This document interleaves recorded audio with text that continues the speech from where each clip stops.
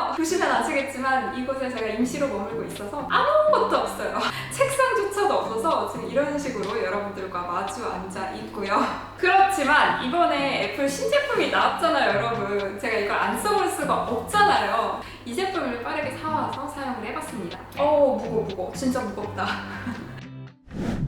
16형으로 선택을 했고요. 12코어 CPU 그리고 38코어 GPU 1TB 저장 공간으로 선택을 했어요. 램은 32기가입니다. 기존에 제가 사용하던 제품은 8코어 CPU, GPU에 13형 M1 맥북 프로 그리고 M1 아이맥을 사용을 했었어요. 이번에 이렇게 M2 프로 맥스를 여기 뒤에 하단에는 맥북 프로라고 적혀있네요?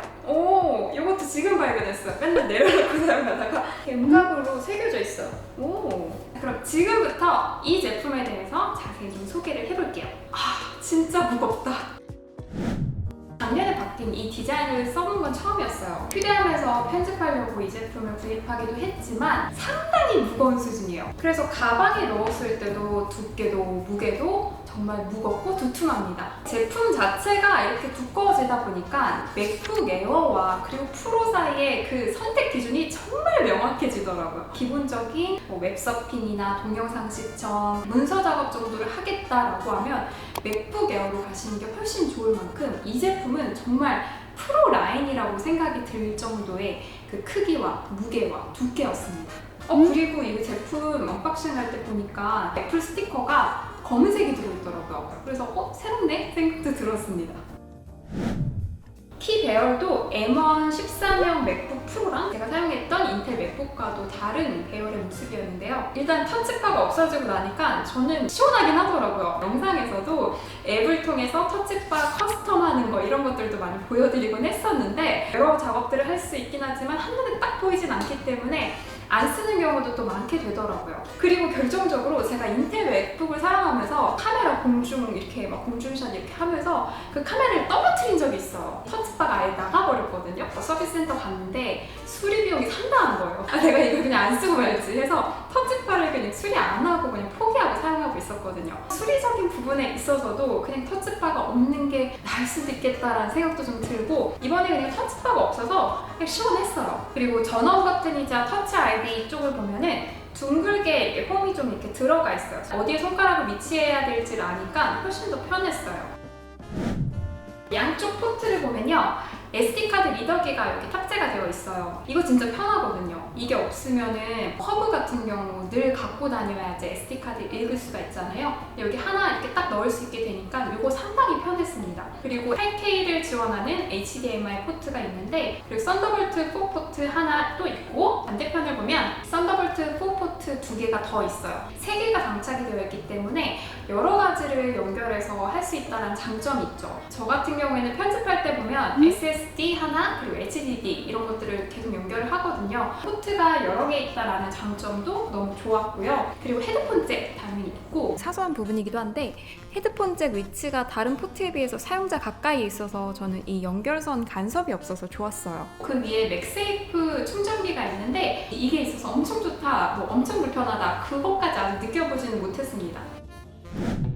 베젤이 상당히 얇아져서 좋은데 노치가 있어서 페이스 아이디가 지원이 되나 싶지만 페이스 아이디는 또 지원이 안 되는 노치가 있어서 막 그렇게 이쁘다라는 생각은 또 안 들더라고요. 아이폰 노치도 없어졌으면 좋겠는데 맥북까지 이렇게 노치가 생기고 나니까 도대체 둘 중에 어떤 노치가 더 먼저 사라질 것인가 결정적으로 약간의 불편함을 느낀 부분도 있긴 있어요. 16형이고 대화면임에도 불구하고 저 같은 경우에는 우측 상단의 메뉴바에 여러 가지 앱을 좀 많이 띄워놓고 쓰는 편이에요. 제 채널에 보면 맥북 사용법, 맥북 추천 앱 하면서 여러분들께도 정말 많이 소개를 드린 적이 있잖아요. 여러 개 띄워놓고 히든 위로 딱 그 앱을 감춰두고 필요할 때 열어보고 이렇게 사용하는 걸 너무 좋아하는데 몇 개 설치를 하다 보니까 어느 정도 우측 상단에 넣을 수 있는 앱의 개수가 정해져 있더라고요. 저처럼 앱을 많이 열어놓고 메뉴에 넣어놓고 사용하시는 분들은 좀 불편할 수 있겠다라고 생각되는 부분이었어요. 그 외에 노치가 있어서 영상 보기 불편한 거 아닌가? 라고 생각하실 수도 있지만 영상 볼 때는 이렇게 넷톱박스가 생겨요. 유튜브도 그렇고 디즈니 플러스, 넷플릭스 다 모두 이렇게 생기기 때문에 영상을 가리거나 그렇지는 또 않아요. 제가 처음에 이 제품을 딱 열어보고 이제 보통 많은 설정들을 하잖아요. 뭐 시리 선택, 뭐 애플과 공유할 것인가 뭐 체크를 하잖아요. 터치패드로 이렇게 왔다 갔다 하면서 선택을 하는데 되게 빠릿빠릿한 거예요. 이번에 이제 터치패드가 되게 잘 먹네? 이게 그런 생각을 했거든요. 그러다가 맞다. 120Hz지? 라는 생각이 딱 들더라고요. 그냥 마우스를 움직일 때뿐만이 아니라 화면이 움직일 때, 영상 편집할 때도 부드러운 화면 이런 것들을 많이 느낄 수가 있었습니다. 스피커는 정말 제가 너무너무 만족했던 부분이었어요. 이 제품을 열고 음악을 막 듣는데 너무 좋은 거예요. 그래서 한동안 딱 듣다가 그냥 멍 때리고 음악 들었을 정도로 그 정도로 스피커가 너무 좋았어요. When I think about the way we used to be, when I think about the things you took from me, I know that I am so much better, better.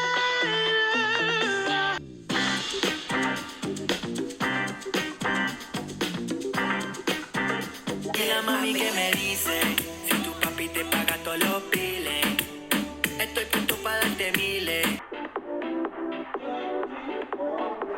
이 제품으로 음악을 플레이하고 집안을 뒀을 때 공간을 울려주는, 채워주는 정도가 상당했고요. 저음 역대가 특히 좋았거든요. 탄탄하게 받쳐줘요. M2 맥북 프로 맥스 같은 경우에는 6 스피커 구성이에요. 이게 정말 사방으로 채워주는 정도가 너무 좋았습니다. 제가 이거 집에서 틀고 있었을 때 누군가 딱 들어오면 뭐 사운드바 켜놨어? 라고 물어봤을 정도로 진짜 만족을 했어요. 맥북을 샀는데 사운드바를 받은 것 같은 느낌? 그 정도로 너무 좋았어요. 성능 같은 경우에는 제가 앞서 말씀드렸지만 가장 기대한 부분이었어요. 기존의 아쉬움을 얘가 채워줄 수 있을까라는 그런 부분들이 있었는데 채워주더라고요. 4K 그리고 10비트 영상을 촬영을 하고 이 안에 넣었을 때 너무나 원활한 편집 흐름을 보여주고 별 생각 없이 FHD 제가 편집하는 것처럼 막 이렇게 편집할 수 있어서 너무 좋았고, 특히나 제가 기존에 쓰던 인텔 맥이나 13형 M1 맥북 프로나 그리고 M1 아이맥 같은 경우에는 4K 10비트로 이렇게 딱 편집을 하고 레이어를 올리고 그 영상들을 색감을 보정을 했을 때 색감을 딱 하나 올리잖아요. 그러면 딜레이가 좀 있었어요. 한 3초? 4초 정도 딜레이 후에 이 색감이 딱 변하고 이런 기다림이 있었단 말이에요.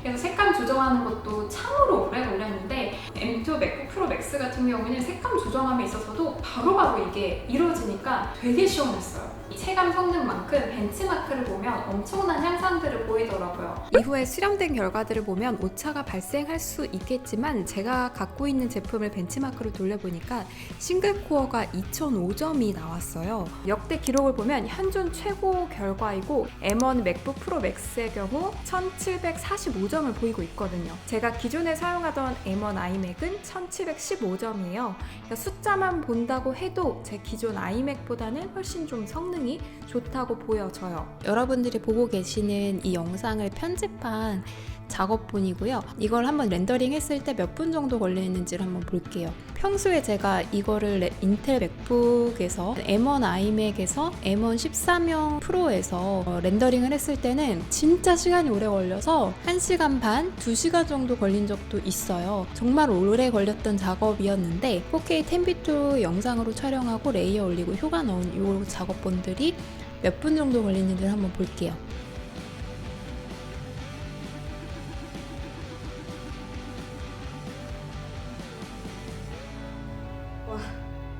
여러분, 저 5분! 잠깐만, 5분? 5분이에요, 여러분, 5분! 미쳤나봐, 진짜. 5분? 잠깐만, 볼게요, 잘 됐는지. 이게 5분이라고? 네. 스파를 받은 거, 이런 거 진짜 간다? 그걸 알면 와. 여러분 미쳤어요 진짜. 5분? 대박이다.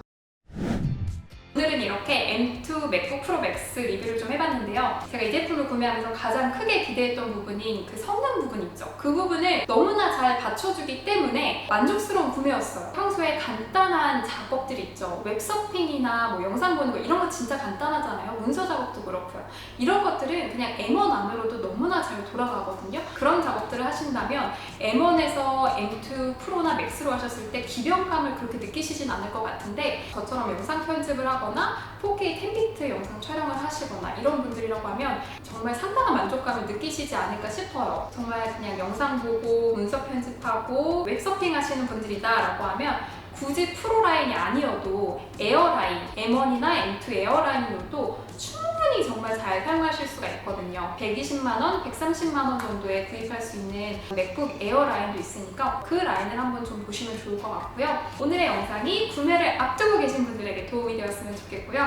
그럼 저는 다음 영상에서 찾아뵙도록 할게요. 다음 영상에서 만나요. 안녕! 이렇게 키보드 자판을 보니까 여기가 중동이구나, 두바이구나 싶으시죠? 여기 적혀있는 아랍어는 그림처럼 보고 있어요.